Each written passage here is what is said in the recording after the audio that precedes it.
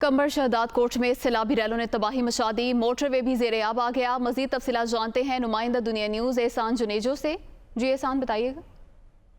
आपको आगाह करें कि मुल्क भर में सैलाब की तबाहकारियाँ हो रही हैं और कंबर शहदाद कोट में भी सैलाबी रैलों ने तबाही मचा दी है। मोटरवे भी ज़ेर-ए-आब आ गया है और आपको ये भी बताएं कि इमदादी सरगर्मियाँ भी जारी हैं।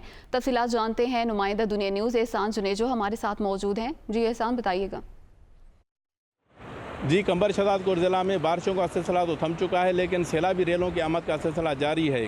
बलूचिस्तान से ड्रेन टूटने की वजह से पानी जो है सैलाबी रेलों का वो सिंध में दाखिल हो चुका है। इस वक्त हम सिंध और बलूचिस्तान के सरहदी शहर कच्ची पुल में मौजूद हैं। इस तरफ जो कच्ची पुल का शहर है वो डूब चुका है, जबकि हम इस मरकज़ी सड़क पर मौजूद हैं। ये मोटरवे पर मौजूद हैं। ये खुददार शहदाद कोट मोटरवे है, उसको भी पानी जो है वो क्रॉस करके आगे जा रहा है और ये सड़क बंद हो चुकी है।